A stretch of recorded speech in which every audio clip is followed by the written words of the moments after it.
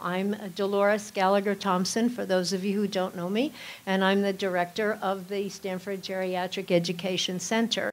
We're delighted to be a co-sponsor for the 16th annual conference. So now let's get to the panel. Our panel will be moderated by Dr. Kala Mehta. It's my great pleasure to introduce her to you. She is an epidemiologist who specializes in aging and dementia.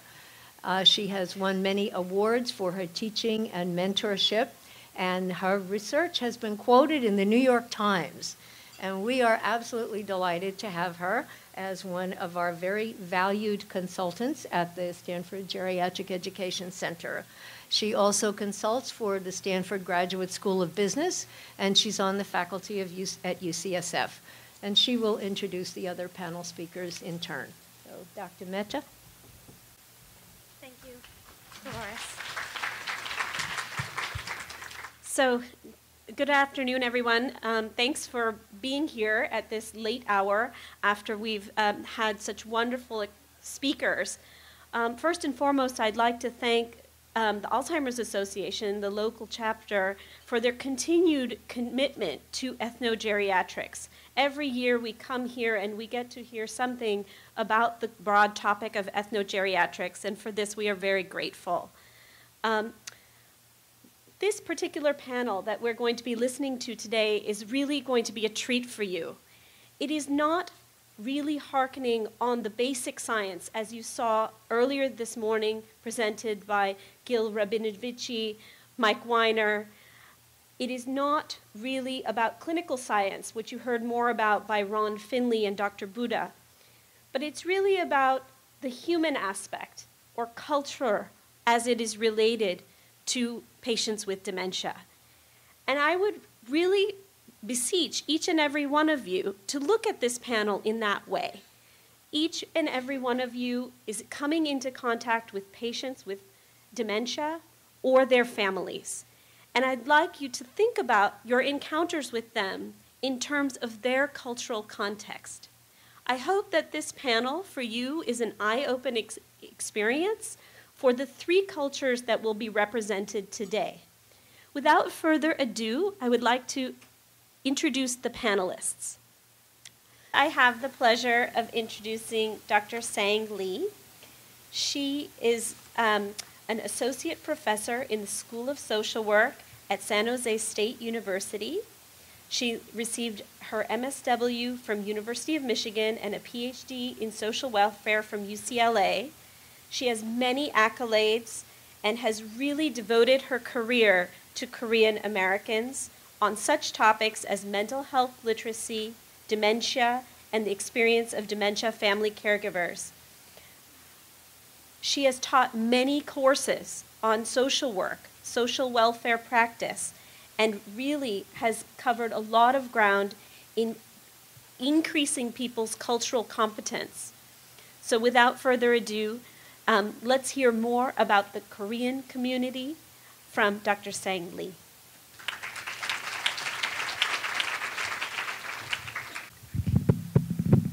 Hello, everyone. Can you hear me well? Okay. Hi, I'm Zhang Li. Thank you, Kala, for a wonderful introduction. And I feel very grateful to be here today about sharing my own research work with you.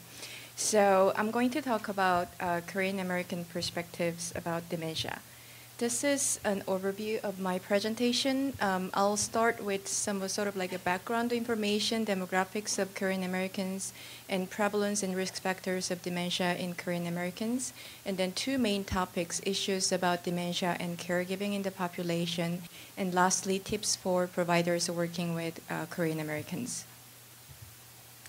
Demographics. Korean Americans are the fifth largest Asian American subgroups, and they are 9.7% of the Asian population.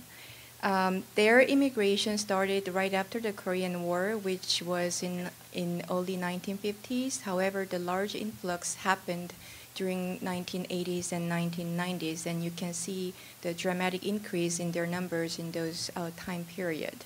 And afterwards, there has been steady growth, and from 2000 and 2010, there was 32% increase, and according to 2010 census, Korean Americans are now one of the Asian American groups over 1 million in total. Looking at the immigration history, many and actually most of the Korean Americans here today are foreign-born and first generation, and they live in large metropolitan areas in a few states like California, New Jersey, New York, and Virginia. In terms of the old adults, according to the 2010 census, there are over 140,000 older Korean Americans here, and 20% in poverty, and more than half of them spoke little or no English despite the education level of 45% college plus education. Dementia prevalence and risk factors. I tried to look for information, Korean-specific information about dementia risk factors and prevalence. Unfortunately, nothing is available about that as far as I can search. And I couldn't find any Asian-specific information either. So that's another area for research about prevalence and risk factors for Asian American subgroup specifics.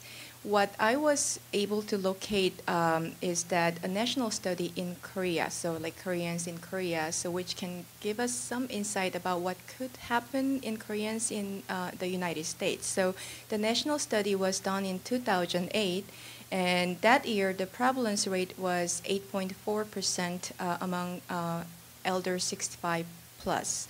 And for comparison, it's not the same year, but in 2013, the prevalence rate in the United States was 11%. Like here, Alzheimer's disease was the most common type of dementia, and age-specific prevalence rate increases as ages go up to 30% in 85-plus population, quite similar to the case of United States, which is 32% of 85-plus population. From the same study, risk factors very similar to what is found here, like advancing age, being female, lower education, having traumatic head injury, having depression history, and smoking are identified as a risk factor in Korean population. And moderate amount of drinking and exercise are actually found to be a protective factor of dementia in the Korean population.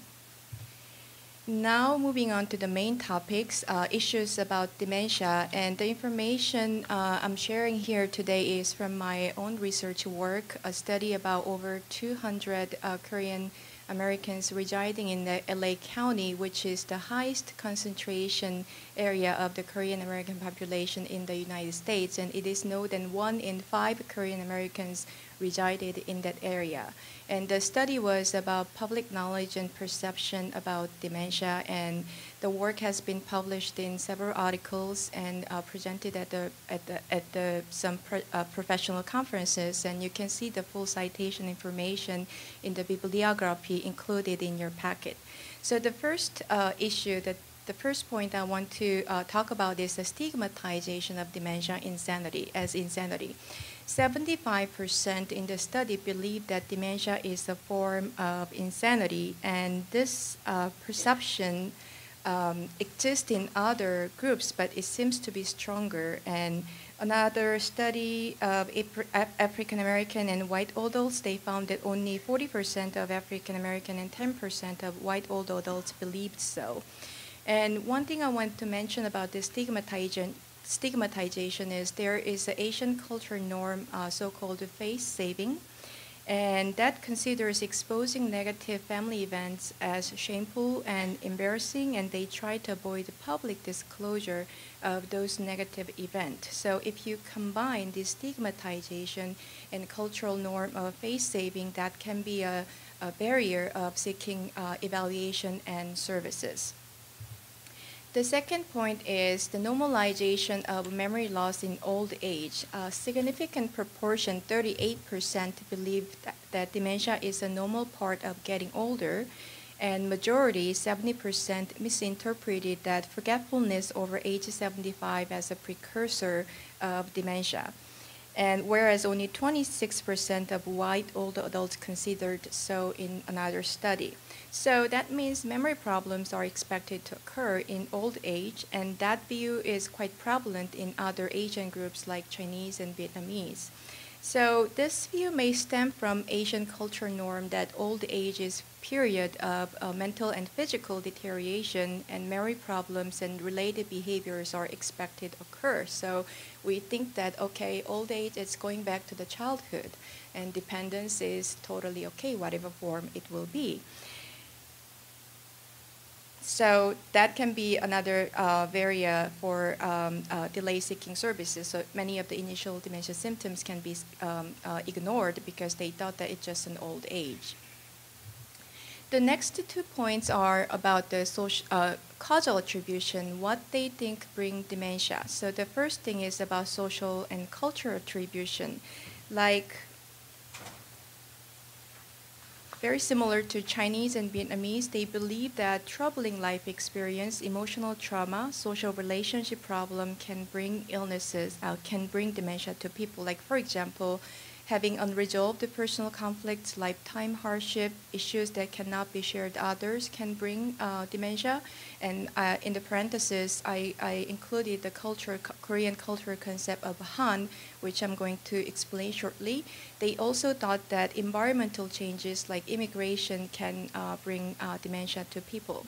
So in Korean culture, tolerating negative experience, whatever that be, like misfortune, miscarriages, unfair treatment, silently and patiently, is generally considered a virtue. And this Korean culture concept Han refers to suppressed emotions like your anger, frustration, disappointment, and revengefulness, and they are often internalized. So if you carry the Han for a very long time, like for your lifetime, later you are very susceptible to somatic symptoms like hwabyung or mental illnesses like dementia in later life. Another point about the causal attribution is moralizing view. Many believe that you see the percentages here, not keeping mind active enough, being socially and physically inactive, and having introvert or passive personality can bring dementia. These are good in a way that we can engage people in some sort of like a preventive effort, but at the same time, along with the causal attribution I just mentioned, these attribution can hold the persons with dementia accountable. So you brought your illnesses because you didn't your mind active enough, you were inactive, and you had a certain kind of personality. That is something called a moralizing view of mental illness in folk psychology. So in moralizing view, abnormality is viewed under the person's intentional internal control, and you brought your mental illnesses. The opposite concept is the medicalizing view of mental illnesses. It's sort of like a biomedical perspective, and abnormality is just somatic deviation. The interesting thing is that dementia here, Korean Americans, they tend to view as a moralizing view, but in some other cultures, dementia is just viewed as a medicalized disorder. So that kind of indicates sort of like a cultural variation of looking at mental illnesses, and we need some sort of like tailored approach depending on which group you're working with. I only have 5 minutes.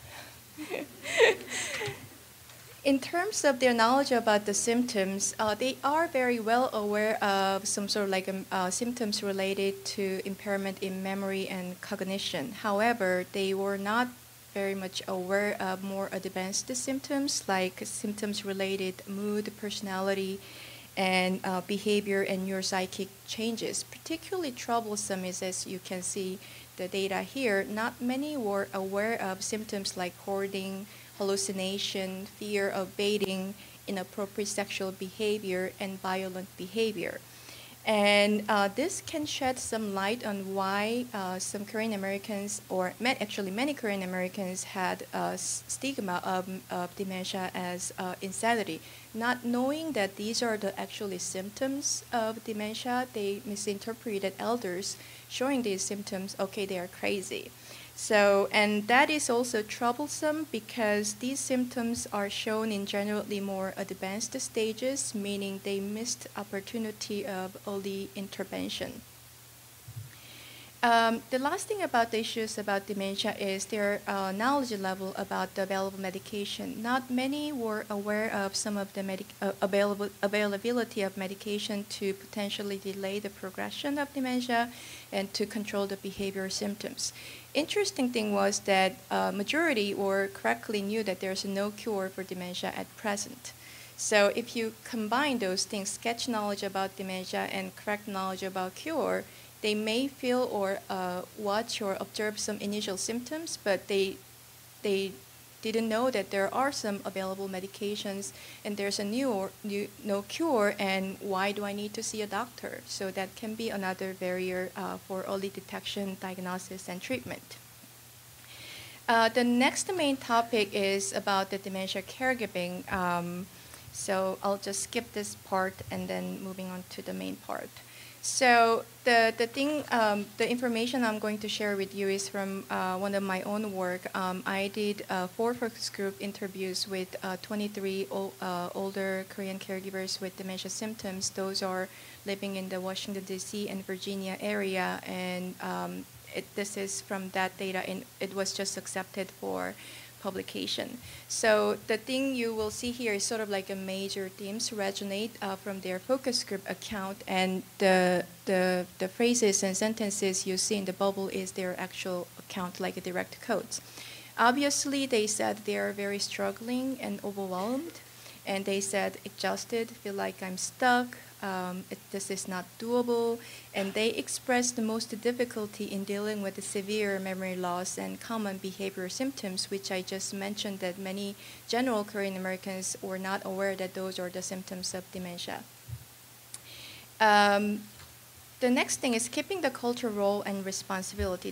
They mentioned a lot about failure responsibility. They're just doing it because it's my parents.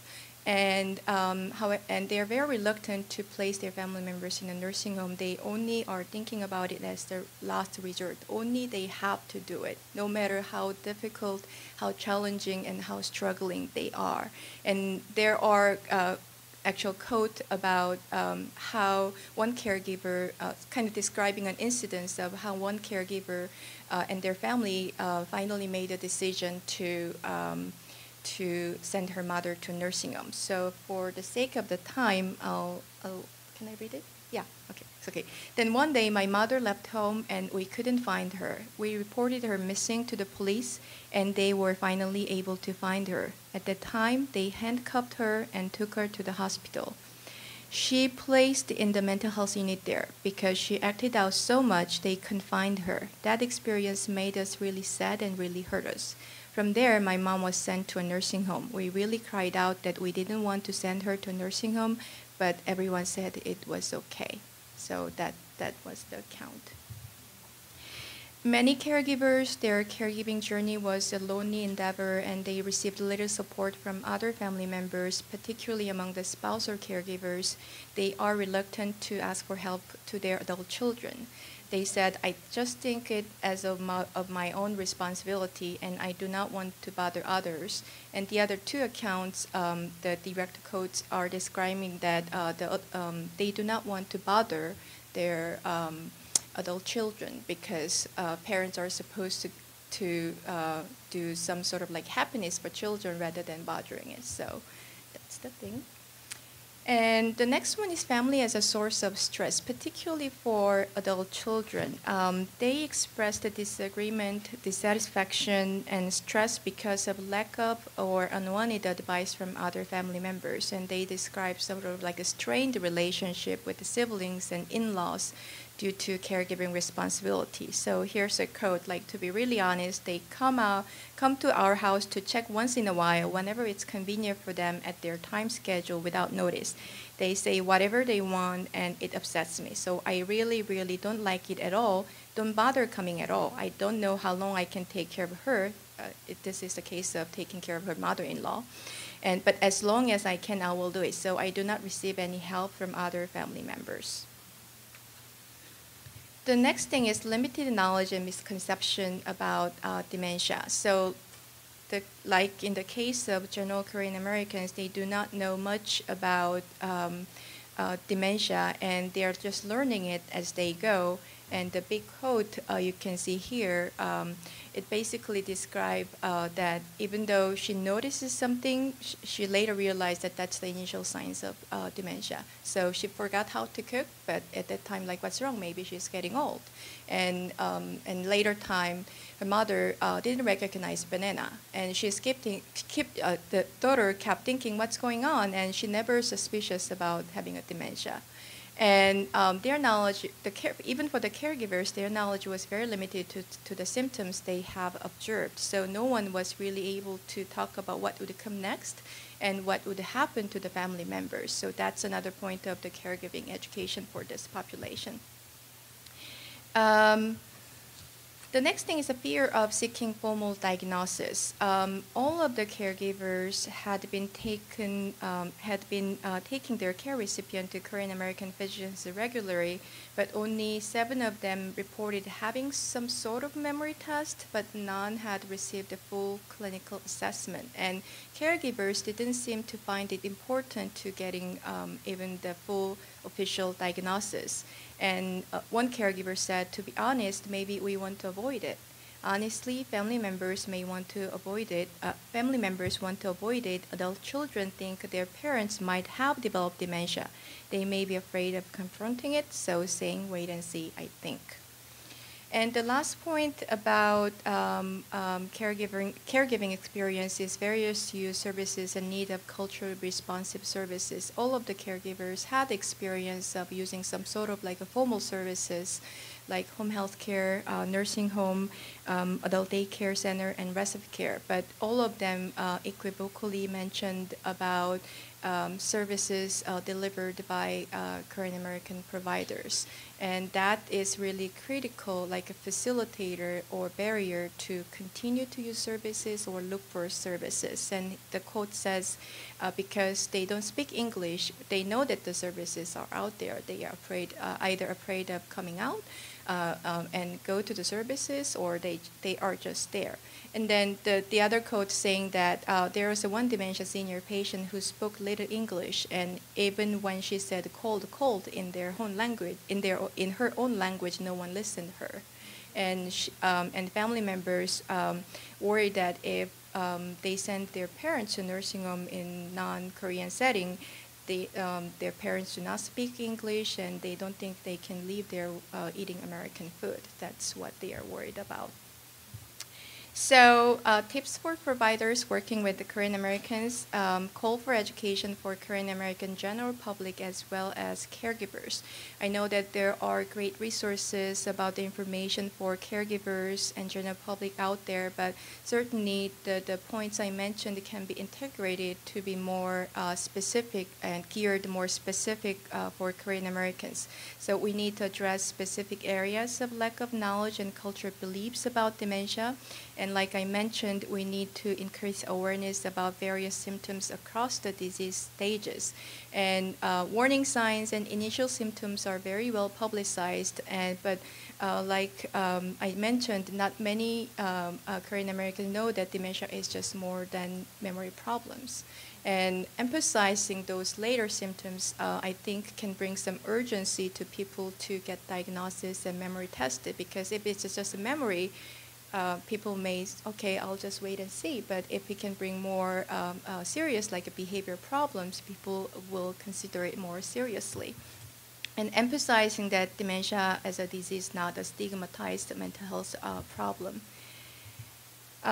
Sort of kind of related point, develop a tailored approach when dealing with the diverse client population. Certainly there are commonalities, but also differences. Like I briefly mentioned, when we talk about causal attributions of dementia, there are commonalities across different Asian groups like Chinese, Vietnamese, and Koreans, but there are certainly differences in supernatural and evil spirit kind of things, and ancestor spirit, that those are things identified as a causal attribution in Chinese population, but hardly that was not found in Korean American population. So we definitely need a tailored approach depending on which group you're working with. Need to think about how to address fear of seeking formal diagnosis. So we really need to emphasize that even if the disease cannot be cured, available medication along with timely diagnosis and early detection can really enhance the well-being of both care recipient and caregivers and the family members as well. The second point is understanding the multifaceted nature of Korean American family dynamics. Family responsibility plays as a basis of caregiving, and at the same time source of family conflict. And like in other immigrant families, we need to understand the context of the immigrant family. They are facing double challenges. They're living immigrant life, at the same time they are trying to preserve their traditional norm of elder care, and obviously there can be some changes and conflicts in selecting between two different value systems among the family members, and that can create tension and conflict. Like, for example, coexistence of filial responsibility and filial autonomy. The latter is more the American concept, and yeah. And the last thing is educational effort and supportive services should address language and culture. And I'm sure that you all know this, and that is also, but that is confirmed again from the caregivers in my study. They are willing to use services, but they expressed a strong preference for services delivered by Korean American providers. And we all know that there is a serious shortage of culturally competent healthcare providers for ethnic minorities, especially those who are linguistically isolated and with limited English proficiencies. And given the current financial climate of the public sector, it would be wise to reach out the existing Korean American providers and collaboratively working with them to address the needs and issues of Korean American caregivers. Thank you. Let's give a big round of applause to Dr. Zhang Li for introducing us to the Korean American population. Next, I have the great pleasure of introducing Dr. Swapna Devon. Dr. Devon is a professor of the School of Social Work at San Jose State University and is the director of the Center for Healthy Aging in Multicultural Populations, also known as CHAMP. She received her master's in social administration and PhD in social welfare from Case Western Reserve University, and she completed a postdoc at the NIA, or the National Institute on Aging. Her research focuses on the use of home and community-based services and case management. She's been really integrally involved in a community ambassador program in the East Bay and also in Santa Clara County. Her research has been funded very widely by the NIA, the Hartford Foundation, the California Endowment, and the CDC. And she serves on 2 advisory boards, SourceWise and also the SVCN, the Silicon Valley Council of Nonprofits. Without further ado, she will introduce us to the South Asian American community. Thank you.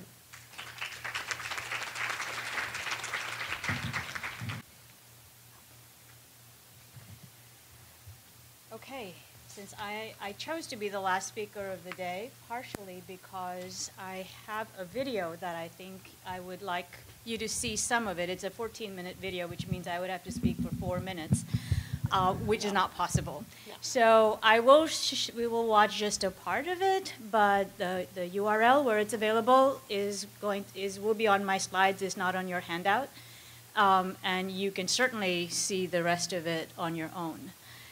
Okay, but I still need to speak fast. So without, okay, she's saying, no, not so fast.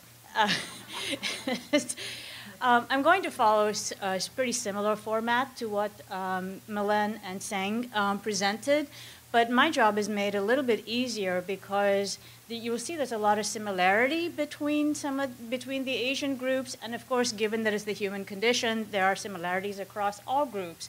So I'll try and focus on some of the differences and understand that everything that was said about cultural competence, working with families, really applies across the board to all of these groups. So what do we know about research on, and we say Asian Indians or South Asians, but the reality is South Asia, while it has lots of countries, India is the most dominant, largest gorilla in that bunch. So most of the research that's done is on Asian Indians, and South Asians include Pakistan, Bangladesh, Bhutan, etc. The Asian Indian-born immigrant population in the U.S. is the third largest immigrant group in the U.S. after Mexicans and Filipinos. And from 2000 to 2010, the Asian Indian population increased by 68% to over 500,000, making it the largest Asian Indian community in the U.S. But most of you know that the population here is probably much younger because of the tech boom and the workers coming here. But with them are also now coming, you see two subgroups within the Asian Indian community. The early immigrants who came here are now aging. The large numbers came in the 60s and 70s. And then there are the late life immigrants. These are people who immigrate later in life, primarily to join their adult children and be reunified with their families. Similarities and differences exist between these groups on the dimensions of acculturation, English language proficiency, peer and social group membership, mobility in terms of access to transportation, and of course access to services, with late life immigrants facing some greater disadvantages as they have more challenges navigating a new country. Now, research on dementia among South Asians is minuscule at this point. It's in its infancy, which is why my job was somewhat easy, because I have less to present, but harder because I had a lot to search. Much of the work that I'm going to talk about today, none of it is mine, is on studies done in the UK, Canada, and India. There, I could not find any studies of dementia and caregiving that are done in the US. So there's a huge growing opportunity there for this kind of work. So what do we know about dementia in Asian Indians? The studies are based on the prevalence of dementia in India. The population is exploding, as you know, and so will the rates of dementia and cognitive impairment, just because of the sheer numbers of people. The prevalence rates have been found to vary depending on where the study was done. So there are rural prevalence rates and urban prevalence rates, and those vary considerably, from 1.4% among those 65 years and older to 3.5% among 60, but as high as 10.6% in rural areas. In urban settings, the prevalence has ranged from 2.4 among 65 plus to 7.5 among 65 and over. And the variability in these rates has been attributed to a number of things. One is to measurement methods. Studies don't always use consistently the same tools when they're doing these studies. Also, the definitions may be variable, or they may actually reflect true diversity. If you consider India, the whole of Europe being one country, that's what India looks like. Every state has its own language, it has its own food, its own customs. So my husband and I don't even speak the same language. We talk to each other in English because we come from different states. So this is sort of it could be reflective of the diversity that actually exists in India. And needless to say, there's no prevalence data on Asian Indian immigrants in the US. I have not yet come across a study that actually assesses rates of dementia. The studies have tried to look at the types of dementia, and just as Milan talked about vascular dementia and Alzheimer's disease, what you're finding is, at least in the Indian studies, there's a higher prevalence rate of vascular dementia, and typically this is caused by cardiovascular illness, diabetes, and other physical conditions, and the rate for Alzheimer's is not as high, and the study where it is high, most of the patients were referred from memory clinics. So sometimes, depending on where they come from, reflects the kind of data that's available. What are the risk and protective factors that have been found in these studies? Again, there are studies from different parts of the country, but there's similarities in terms of advancing age, poor literacy level, low socioeconomic status, and positive family history. Positive family history seems to be found in almost all of these studies. Marriage was found to be protective. I guess, that can work both ways. You can have a great relationship and you're happy and you talk to each other, or you complain and bitch and moan and your mind is still working. So, right? So either way, I guess marriage is good. In southern India, what they found was documented family history as a risk factor, and smoking and hypertension. Other risk factors include also smoking, but both inhalant as well as chewing tobacco. And pan and tobacco chewing is a very unique thing in India that you may or may not find in other countries, but that's also worth noting. A protective factor that animal studies have found is the use of curcumin or turmeric. In America, you call it turmeric, but it's the same thing. It's the yellow spice that stains your fingers and your clothes, and it's almost universally found in curry powder that you might know that as. So if we talk about putting turmeric on the chocolate that Milen talked about, maybe we'll be in good shape. All right. So what do we know about patient and caregiver issues? This was a study that was done in Canada, and they looked at how is dementia initially perceived and when and how do caregivers actually seek help. What they found is that there's a lack of awareness of dementia in general in the population. Common to what you heard, normalizing memory loss is typical as a part of aging. But what that means is there's a delayed assessment and diagnosis for up to 4 years from the time they recognize symptoms to the actual getting of the diagnosis. That's a fairly long time, although the jury is still out as to whether something could have been done to stall this later on. Typically, the primary care doctor is the main referral source to other resources. So they're not going to specialists for their issues, they're going to the primary care doctor, who finally recognizes these symptoms and makes the referral. What happens when there is actually a diagnosis done? So how do caregivers make sense of the experience and the diagnosis of the dementia? What do they think about this? Even after diagnosis, there's a lack of understanding or knowledge of the meaning of dementia. So you could use the word, they may have the diagnosis, but they still don't really know what it means, what it entails. What are all the symptoms, what are the causes, what resources are available, and you heard this also in Dr. Li's presentation. So some of the themes are pretty similar. But the attributions as to what causes dementia vary. The typical one is normal aging, and that goes on as long as there's just memory loss. Once there's other changes, it's harder to keep up that idea that this is normal aging. But there are many ideas of blame, and Indians are good at this. One is that it's your fault. You did something, or if you just didn't try hard enough, if you just put your mind to it and write down, make a diary, you will remember all this. So there is, and part of that may be the immigrant personality. You try and you come here and it's your education. So if you face obstacles, you just try harder to overcome them. And that can work up to a point, but oftentimes when you see that this blaming is evident, it actually has a large impact on the caring relationship because it sets up a great deal of tension between the caregiver and the care recipient. Here's a few others that I thought were kind of interesting. Superstition, that someone has cast an evil eye.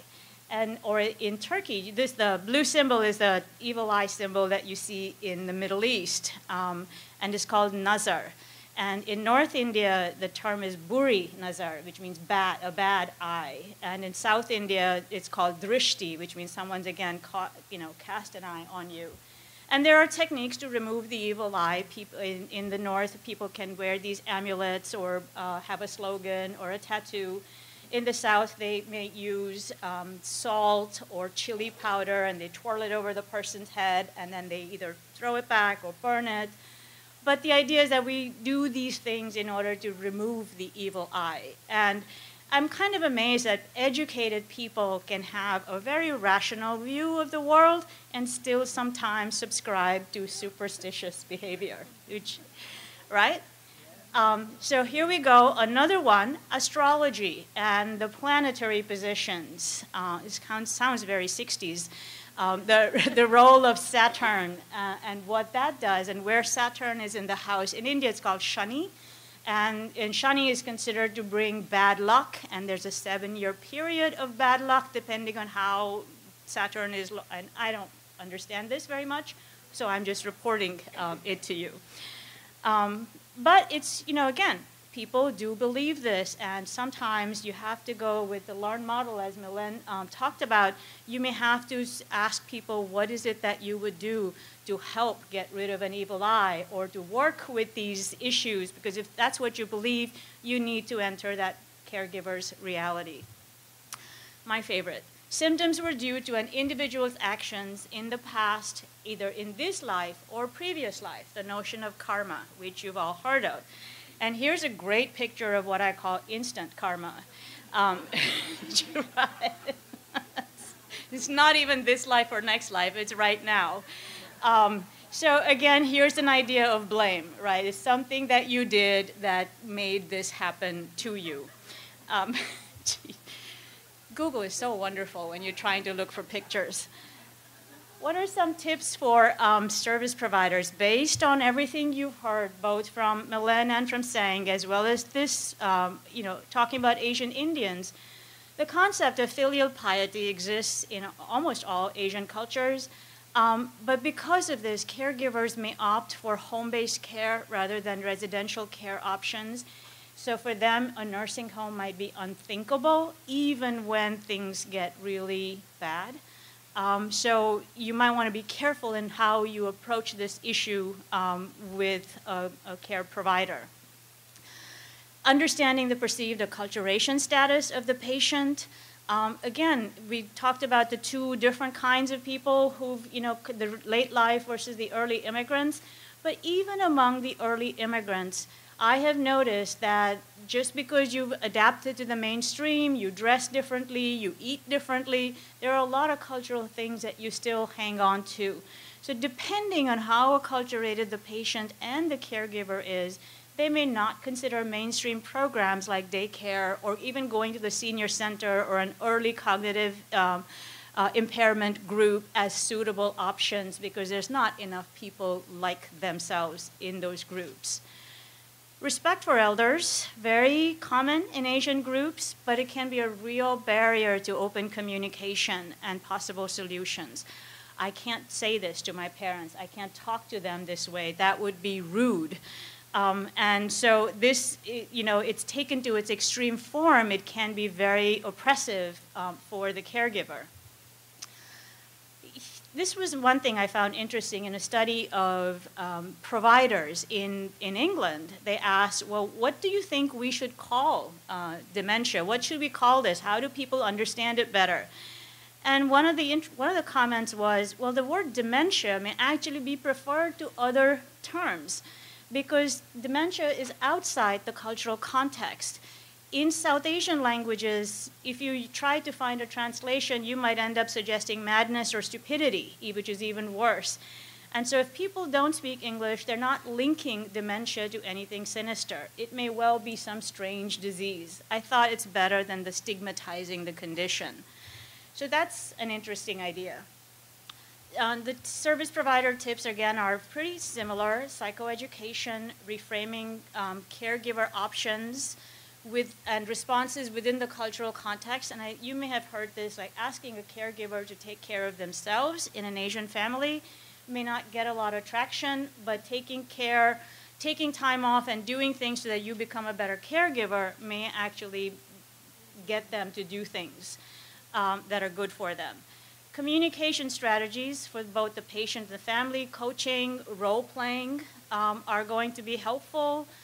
Understanding the cultural terms. In India, we always use a form of respect for actually not just all elders, for sure, is the term ji. We always say like kala ji or saying ji.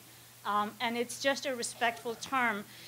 We almost always use it without even thinking about it. You typically want to do that with an elder or at least ask the family member, how would you like to be called? And I found this to be interesting, the use of available ethnic resources, support groups, web-based resources, consultation with ethnic providers. And I did not realize that there are these amazing resources out there, which I am going to show you a little bit of this interview, because what I'd like you to see is how much of what we talk about is what this caregiver experienced. So we won't see all of it, but just a little.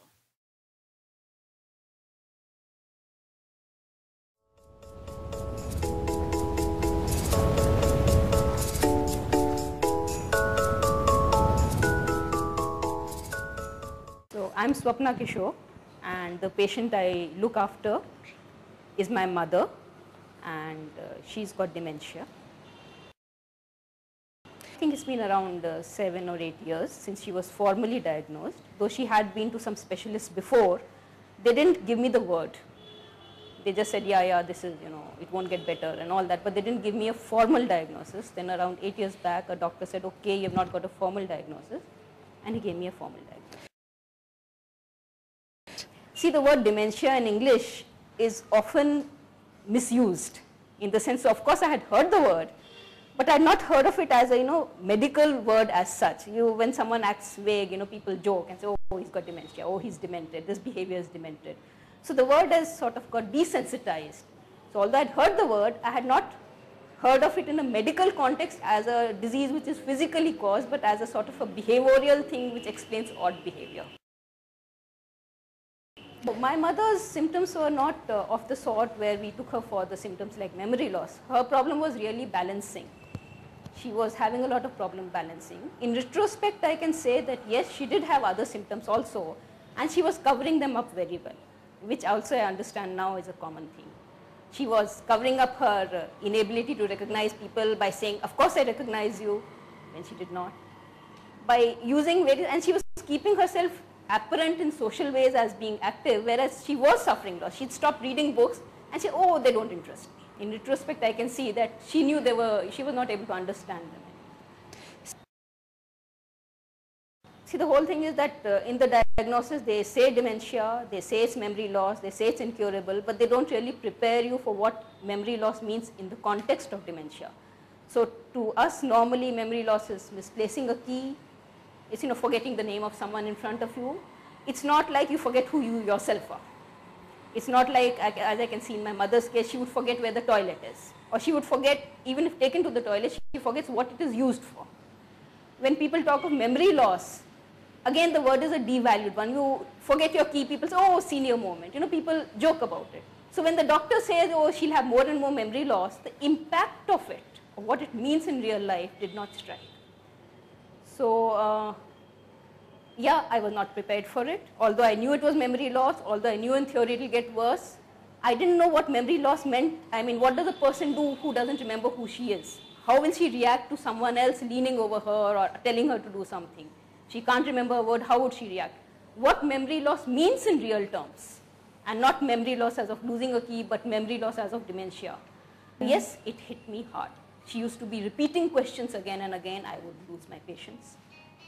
I would feel helpless. She would accuse me or the maids of stealing things, of wanting her house. She was getting suspicious. She was getting repetitive. She was getting very difficult to handle.